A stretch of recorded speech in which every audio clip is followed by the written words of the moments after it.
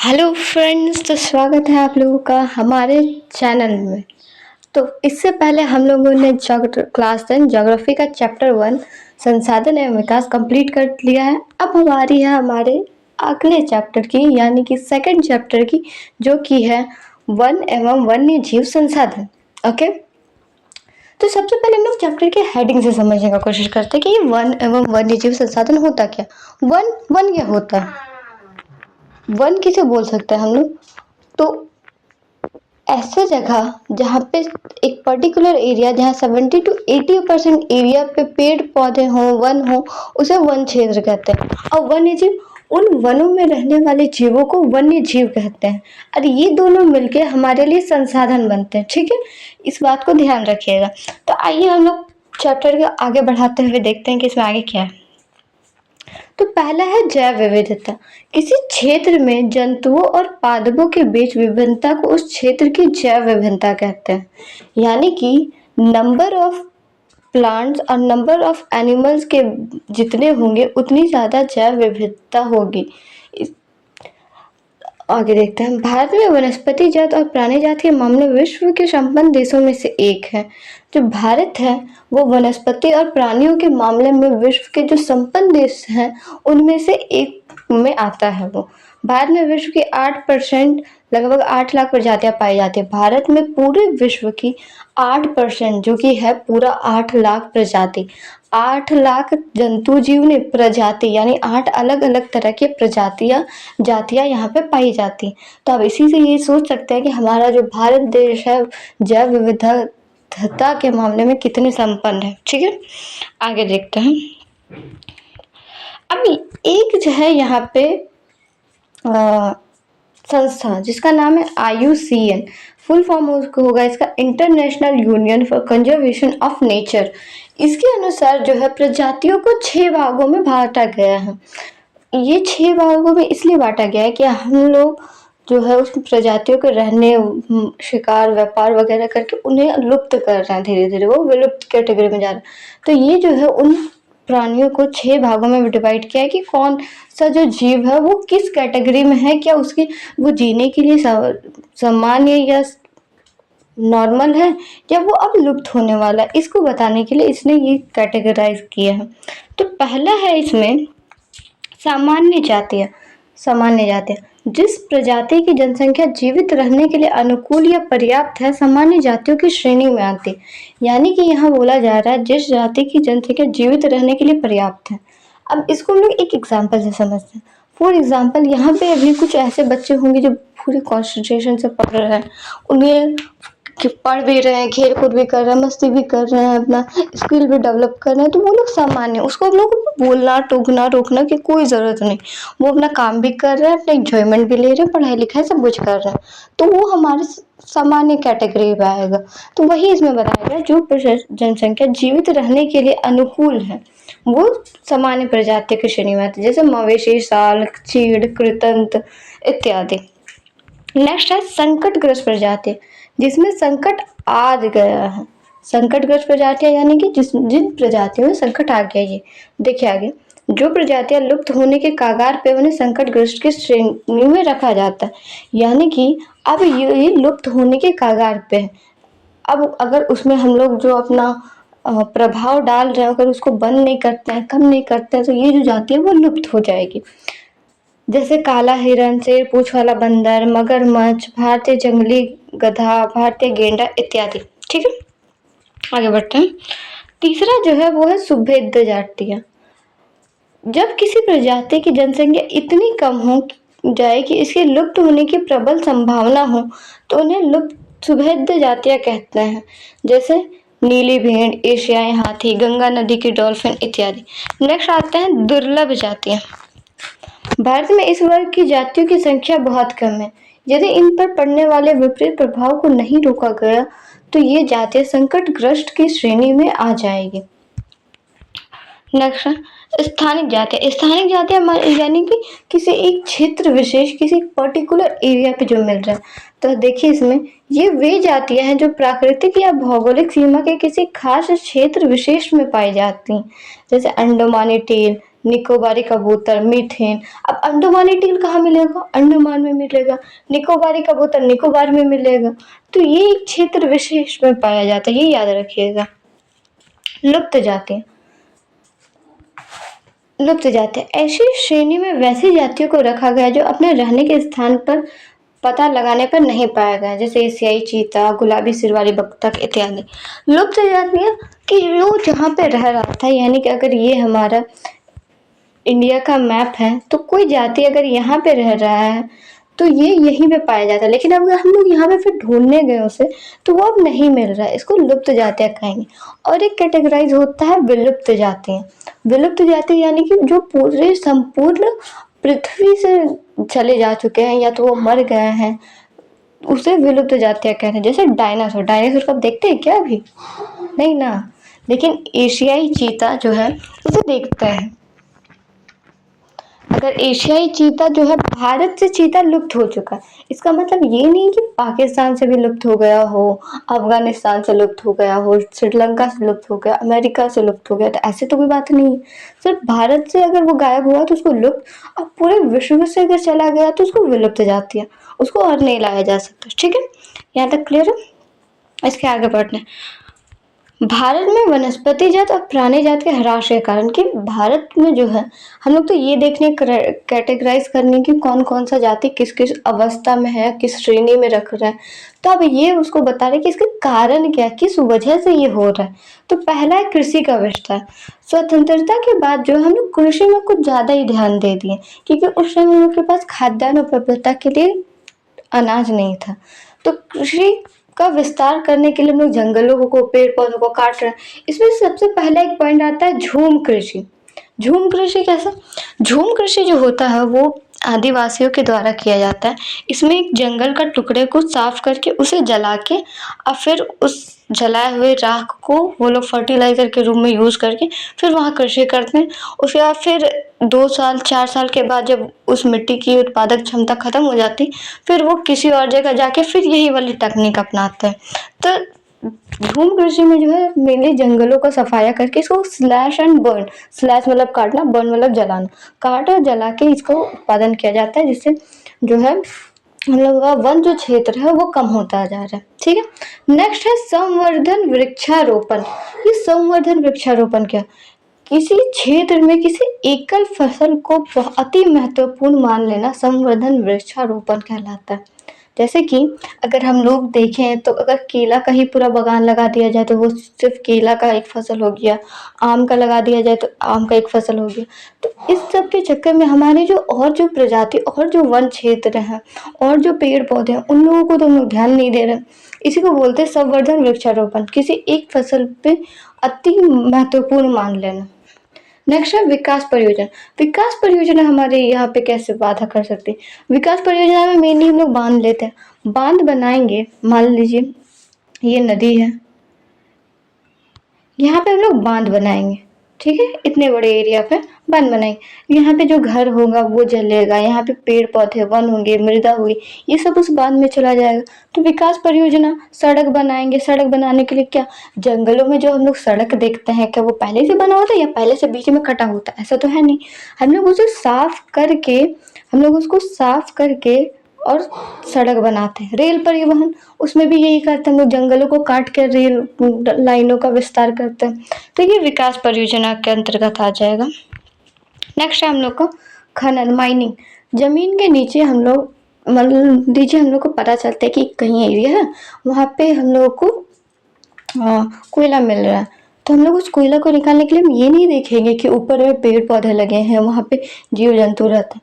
हम लोग को तो देखना है कि बस नीचे मिल रहा है तो बस इसको खोदो और निकालो। तो खनन भी इस तरह से ह्रास का कारण है। नेक्स्ट है संसाधनों का असमान बंटवारा।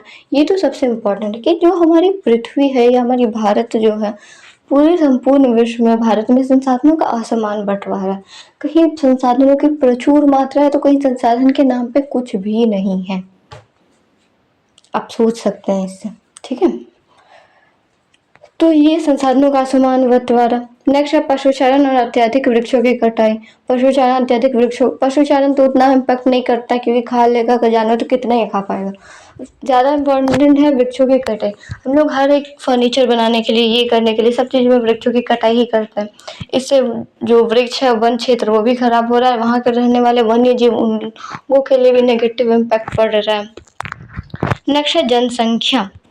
अब जनसंख्या कैसे, मान लीजिए पहले हमारी एक भूमि का टुकड़ा था जिसमें 2 लोग रहते थे।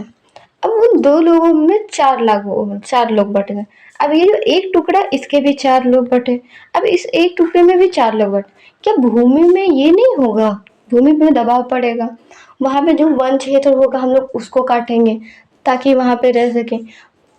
लोग हैं तो उनकी आवश्यकताएं बढ़ेगी, उन्हें फर्नीचर चाहिए, पंखा चाहिए, टेबल चाहिए, कुर्सी चाहिए, उसके लिए वनों की कटाई होगी। तो जनसंख्या भी इसमें एक इम्पॉर्टेंट रोल प्ले करती है। नेक्स्ट नगरीकरण। नगरीकरण यानी कि अगर जनसंख्या बढ़ेगी तो नगरीकरण ऑटोमेटिकली ही बढ़ेगा ही। ठीक है, जैसे कि मान लेते हैं पहले हमारी जो जनसंख्या थी वो 100 थी। 100 में 30 लोग शहर में रहते थे। अब हमारी संख्या 1000 हो गई है। अब 1000 हो गई है तो इसमें से 300 लोग शहरों में रहेंगे। तब इन 300 लोगों को रहने के लिए, अब ऐसा तो नहीं है ना कि शहर का ये क्षेत्रफल में विस्तार हो गया या भारत के क्षेत्र में विस्तार हो गया। बढ़ी तो सिर्फ हमारी जनसंख्या और उनकी आवश्यकता है। तो उसके लिए हम लोग जो है, अब जो है जहाँ पे वन क्षेत्र है या पेड़ पौधे हैं, खाली मैदान है, उन लोगों को साफ करके उन लोगों की आवश्यकता पूर्ति के लिए घर बनाएंगे। तो लोग बाहर तो रहेंगे नहीं। तो ऐसा ऐसा करता है। ये सारा चीज हमारे वनस्पति जात और प्राणी जात के ह्रास के कारण है, रीजन। ये आप लोगों को पूछ सकता है, याद रखिएगा। नेक्स्ट है एक पेड़ है हिमालयन नियम, इसके बारे में जानिए। हिमालयन नियम, ये जो है हिमालय, उत्तराखंड, अरुणाचल प्रदेश, हिमाचल प्रदेश में पाया जाता है। अब ये जो है हिमालयन में एक पेड़ है जिसमें जो है ना एक रसायन केमिकल निकलता है जिससे कैंसर का इलाज होता है। आइए पढ़ के देखते हैं। हिमालयन नियम एक पेड़ होता है जिसमें टक्सोल नामक एक रसायन पाया जाता है जिससे कैंसर का इलाज होता है। हिमाचल प्रदेश और अरुणाचल प्रदेश में पाया जाता है। ठीक है, अब देखते हैं भारतीय वन्य जीव संरक्षण अधिनियम 1972। ये क्या है? तो जब भारत में बहुत ज़्यादा ह्रास होने लगा, देखा जाने लगा कि भारत में चीता लुप्त हो गया है, बहुत सारे और जानवर लुप्त हो चुके हैं, पूरी पृथ्वी से, संपूर्ण पृथ्वी से विलुप्त हो चुके हैं। तो भारत के जो हमारे तत्कालिक वो हाँ जो प्रधानमंत्री थे, उन्होंने एक एक्ट बनाया भारतीय वन्यजीव संरक्षण अधिनियम बचाने के लिए। आइए देखते हैं इसमें क्या है। इस अधिनियम के तहत संरक्षित प्रजातियों की एक अखिल भारतीय सूची तैयार की गई। इसमें जो है सबसे पहले जो है जो लोग संरक्षण चाहिए, जिन लोगों को हम लोग को बचाने की आवश्यकता, उन लोगों का एक लिस्ट बना कि कौन किस किस को रख सकता है। ठीक है, नेक्स्ट है बाकी के संकटग्रस्त प्रजातियों के शिकार पर रोक लगा दी गई। अब जो संकटग्रस्त की श्रेणी में थे, IUCN की रिपोर्ट के अनुसार जो संकटग्रस्त की श्रेणी में जो जानवर या जो जीव जंतु थे, उन लोगों को शिकार पर रोक लगा दिया गया और वन्य जीव के व्यापार पर भी रोक लगा दी। यानी कि वहाँ पे जो लोग संकटग्रस्त की श्रेणी में, उसके शिकार व्यापार पर रोक लगा दी गई।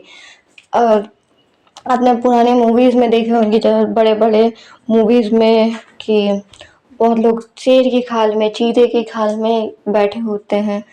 व्यापार होता है जानवरों के चमड़े से, दांत से, हड्डी से, इन सबको बेच के बहुत सारा व्यापार होता है विदेशों में। ठीक है, तो इन सबके शिकार और व्यापार पे रोक लगा दी गई।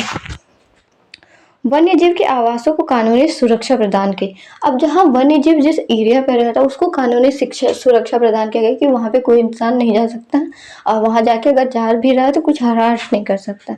केंद्र और राज्य सरकारों द्वारा राष्ट्रीय उद्यान स्थापित किए गए। अब केंद्र सरकार और राज्य सरकार के द्वारा नेशनल पार्क बनाए गए। कुछ खास जानवरों की सुरक्षा के लिए प्रोजेक्ट भी चलाया गया, जैसे प्रोजेक्ट टाइगर।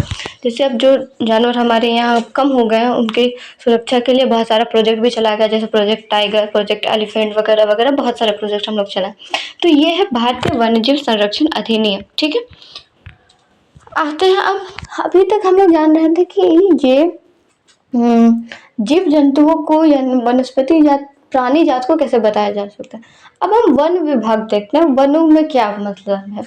वन विभाग द्वारा वनों का वर्गीकरण। सबसे पहले जो है वन विभाग द्वारा वनों को बोला गया कि भारत में 33% एरिया पे वन होने चाहिए। ये है न्यूनतम 33% एरिया पे वन होने चाहिए, लेकिन हमारे भारत में अभी है 21.7% एरिया पे ही वन सिर्फ।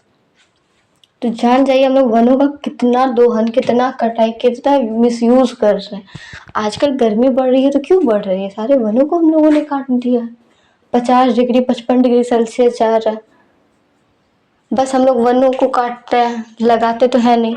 अब इनमें से कुछ लोग, आप लोग बोलिएगा कि हम तो वन को नहीं काटे, हम तो पेड़ को नहीं काटते, तो आपने लगाया भी तो नहीं है। कोशिश कीजिए कि हर एक लोग अपने बर्थडे पे या अपने किसी स्पेशल डे पे एक पेड़ ज़रूर लगाइए। आपका एक एक पेड़ से कितने लोगों को योगदान मिल सकता है, कितने लोगों का जीवन सुधर सकता है, आपको आइडिया भी नहीं है। पेड़ हमारे लिए बहुत महत्वपूर्ण है, इसकी महत्व को समझिए। चलिए आगे देखते हैं। वन विभाग द्वारा वनों का वर्गीकरण। सबसे पहला आरक्षित वन। आरक्षित है, नाम से पता चल रहा है इसको कोई रक्षा नहीं कर रहे, इसको ये जो है किसी ये के अंतर्गत आ रहा है। देश के आधे से अधिक वन क्षेत्र आरक्षित वन की श्रेणी में आते हैं। आरक्षित वनों को सर्वाधिक मूल्यवान माना जाता है। आरक्षित यानी कि इसका बहुत ज़्यादा वन ये है और ये मूल्यवान है, लेकिन इसको रक्षा नहीं कर रहे हैं हम लोग, ठीक है। नेक्स्ट है रक्षित वन। वन विभाग के अनुसार देश का 1/3 वन क्षेत्र इस श्रेणी में आता है। इन वनों को और अधिक नष्ट होने से बचाने के लिए इनकी सुरक्षा आवश्यक। यानी कि ये वन जो है हमारे पास बहुत कम हो गया है या ये संकटग्रस्त की श्रेणी में आ गया, तब हमको इन वनों को बचाने के लिए सुरक्षा दे रहे, इसलिए इन्हें रक्षित वन की कैटेगरी पर रखें। तीसरा है अवर्गीकृत वन। अवर्गीकृत वन अन्य सभी प्रकार के वन बंजर भूमि जो सरकार, व्यक्तियों और समुदायों के स्वामित्व में आते हैं। यानी कि इनका कैटेगराइज नहीं किया गया है कि ये आरक्षित में आएंगे या रक्षित में आएंगे, तो ये सारे वन अवर्गीकृत में, ठीक है। यहाँ तक क्लियर? ठीक है, इसके आगे बढ़ते हैं। वन्य जीव को होने वाले हरास को नियंत्रित करने के उपाय। यानी कि हम लोग देख लें कि उसके हरास होने के कारण क्या क्या हैं। अब देखते हैं उसको बचाने का क्या क्या उपाय हम कर सकते हैं। पहला हम लोग अभी अभी पढ़े थे भारतीय वन्य जीव संरक्षण अधिनियम 1972। इसमें क्या क्या था आपको याद है? सबसे पहले जिन लोगों पे खतरा है उन लोगों के लिए एक सूची तैयार करना है। दूसरा, जो संकटग्रस्त की श्रेणी में जो प्रजातियां उनके शिकार और व्यापार पर रोक लगाना है। भारत सरकार और राज्य सरकार ने बहुत सारे नेशनल पार्क स्थापित किए हैं। अगला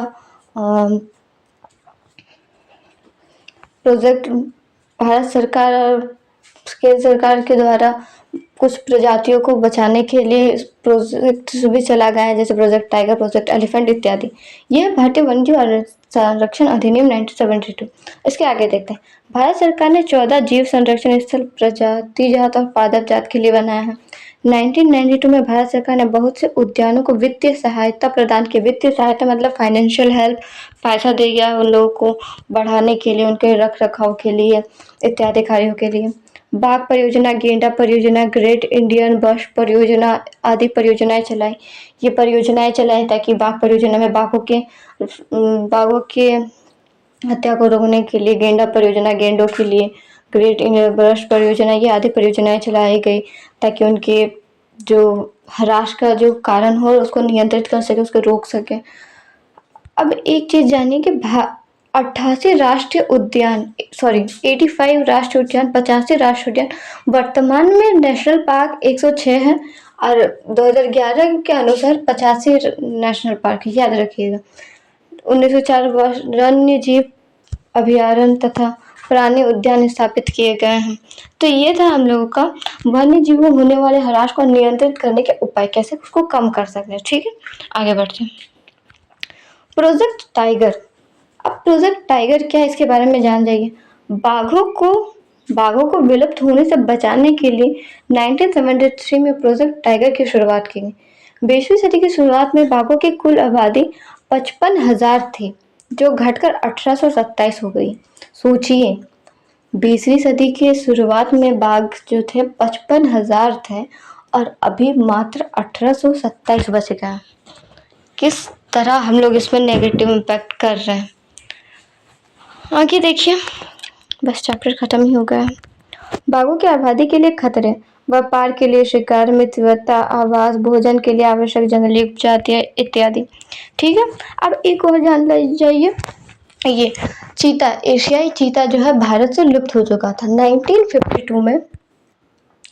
1952 में एशियाई चीता भारत से लुप्त हो गया था, लेकिन फिर भी हम लोग इसको ढूंढ रहे थे कि कहीं तो मिल जाए, कहीं तो मिल जाए। तो हम लोग को आज़ादी मिल गई, अब तो मिल जाओ, लेकिन चीता ने तो कसम खा ली, ना बाबा ना, और नहीं मिलेंगे हम, मैं तो चला। तो 1952 में चीता को लुप्त घोषित कर दिया गया भारत से। फिर 2022 को 2022 या 2023 को तत्कालीन प्रधानमंत्री नरेंद्र मोदी के द्वारा अफ्रीका के नामीबिया शहर से चीतों को 22 चीतों को लाया गया। ये चीज़ आप याद रखिएगा। 1952 में ये लुप्त हो गया था। उसके बाद नरेंद्र मोदी द्वारा 22 चीतों को अफ्रीका के नामीबिया शहर से भारत लाया गया और अभी वो यहाँ है। ठीक है, तो हम लोग उसमें इतना बुरा उसका हाल कर दें कि सारे चीतों को यहाँ से छोड़ के जाना पड़ा। कुछ छोड़ के चले गए, कुछ मर गए, किसी का शिकार हो गया। आपने सुना होगा सलमान खान भी एक बार जेल गए थे, क्यों गए थे? अरे भाई वो बाघ को शिकार करने गए थे, उसको गोली मारे थे, इसलिए गए थे।